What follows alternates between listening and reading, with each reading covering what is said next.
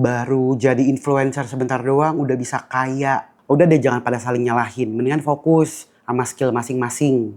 Jangan jadi preman, jangan jadi pemulung, jangan ngamen, jangan jadi penjahat di luar Indonesia. Selalu melihat enaknya orang lain.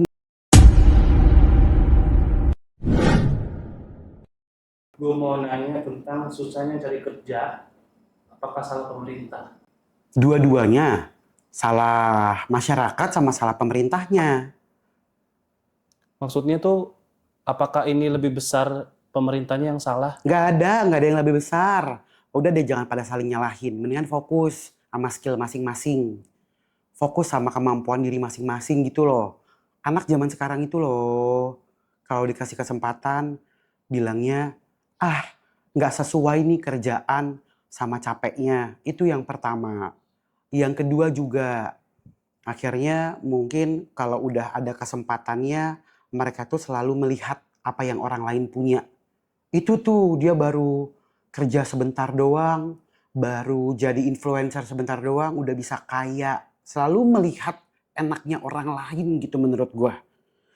Nah, itu yang bikin akhirnya banyak kesempatan yang dilewatin sih sama orang-orang yang ada di sekitar kita. Salahnya dari gue nggak bilang pemerintah lah ya, karena gue nggak paham pemerintahan kayak gimana. Salahnya dari perusahaan-perusahaan besar pun, dan gue memang mengerti gitu, mereka tuh nggak punya waktu gitu untuk terus mengedukasi orang-orang Indonesia bahwa semua tuh ada waktunya. Perusahaan juga akan membayar sesuai dengan load kerjaannya mereka, sesuai dengan kemampuannya mereka juga gitu loh. Sesuai sama skillnya masing-masing.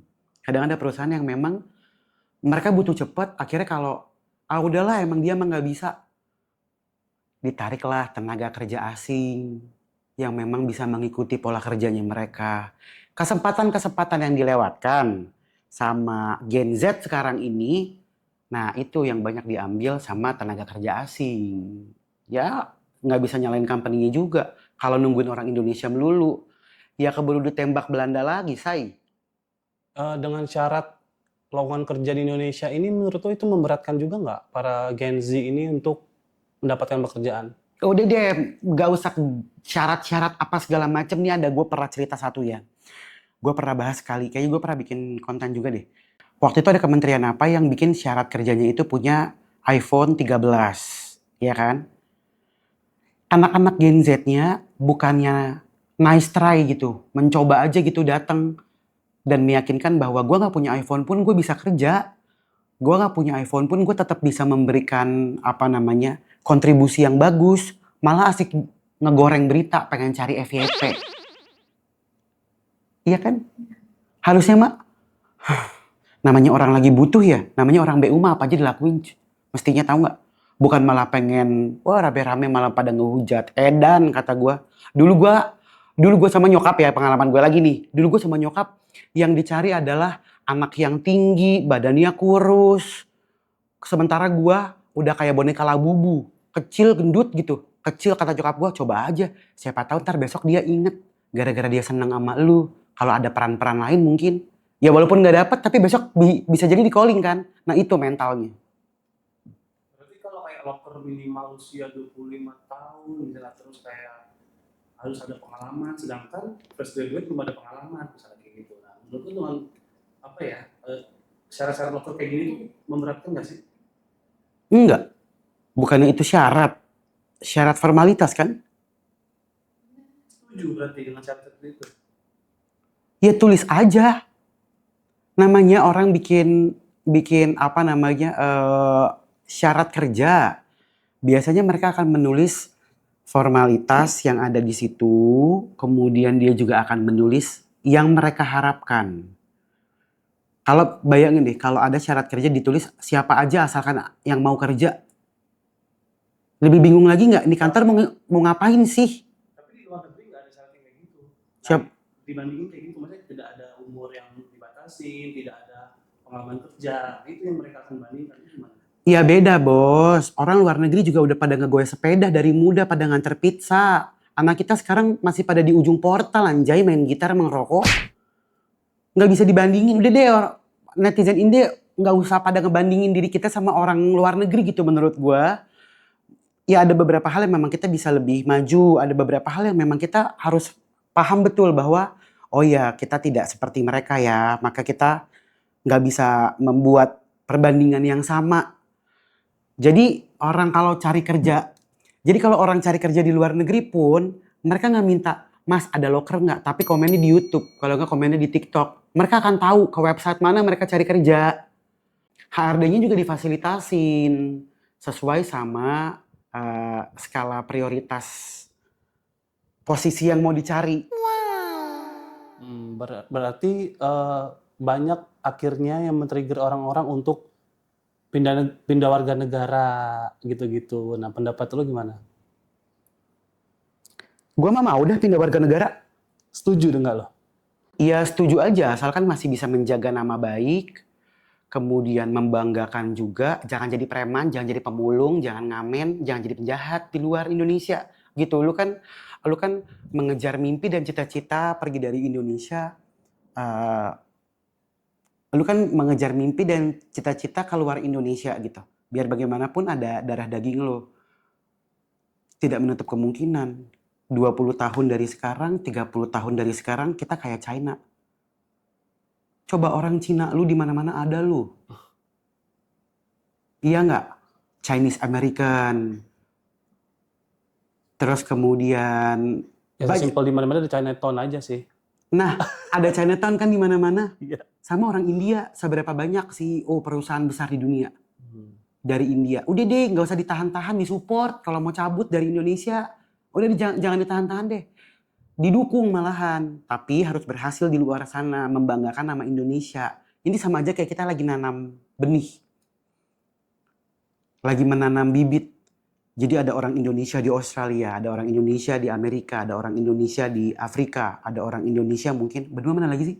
Asia, Australia, Afrika, Amerika. Ya biarkan mereka pergi 20-30 tahun lagi. Semoga anak cucunya kelak menjadi pemimpin-pemimpin di negara tempat mereka tinggal.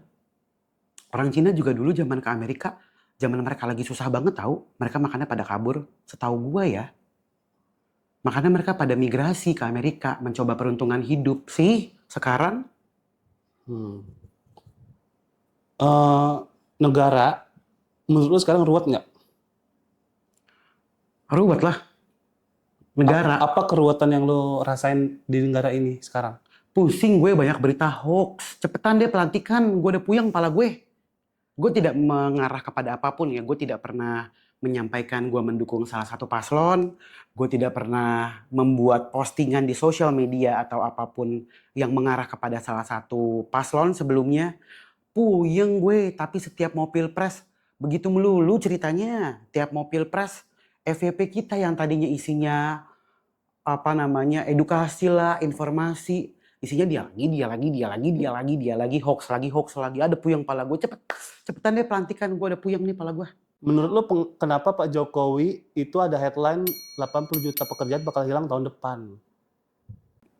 Dari situ aja udah kedengeran, menurut Pak Jokowi ada peningkatan otomasi di sistem kerja, otomasi. Kayaknya nih, tanggapan bodohnya gue doang kalau dengar dari apa yang lo bacain. Otomasi kan berarti sekarang ini sudah menjadi automatic system, di mana jasa desain grafis juga banyak tuh beritanya katanya banyak terancam karena adanya AI, ya kan? Ada chat GPT. Kemudian manufacturer juga menerapkan tidak ada campur tangan manusia. Dari hulu sampai hilir semuanya pakai mesin gitu kan. Mungkin prediksinya karena itu. Maka dari itu ya Indonesia harus segera mungkin gitu membuka lapangan pekerjaan baru. Kemudian juga Indonesia mesti segera menyerap era digitalisasi ini lebih cepat lah. Lebih kepada setiap sektor. Pesan-pesan buat Gen Z yang masih bekerja sekarang seperti apa? Udah deh jangan macam-macam, udah lu pada kerja aja dulu yang bener deh. Kita nggak tahu tahun depan bakal kayak gimana. Tuh lu ngeliat tuh pintu tol, pegawai tol, udah pada nggak kerja lagi sekarang digantiin sama e-tol. Kebayang nggak berapa banyak lapangan pekerjaan yang hilang? Ya mungkin iya. Jadi kalau masih ada pekerjaannya sekarang, ya sudah. Tahan dulu aja jika dirasa worth, ya monggo. Sekuat mungkin dilakukan pekerjaannya, dicintai pekerjaannya. Kalau enggak, jangan jadi mulut nyinyir, udah langsung cabut. Jangan jadi toksik di dalam. Kalau buat yang Gen Z yang masih mencari pekerjaan, Jangan patah semangat. Kalian tuh adalah generasi muda, generasi penerus yang punya banyak harapan dan akan terus bisa, dan waktu kalian tuh masih panjang banget. Jangan pernah berhenti coba, jangan pernah menyerah. Ya kalau kira-kira kepala lagi mumet banget mah, jangan cuma nonton konten FYP doang. Pada buka sejarah deh. Tuh lihat bos-bos gede zaman dulu. Sejarah apa namanya, mereka meniti karirnya dia apa. Gue aja pada waktu itu lagi patah hati banget tahu. Gue baca sejarah apa tau nggak? Baca sejarah teh botol. Ini gue nggak di endorse sama teh botol ya. Teh botol itu, aduh gue lupa namanya siapa. Pak Joyo.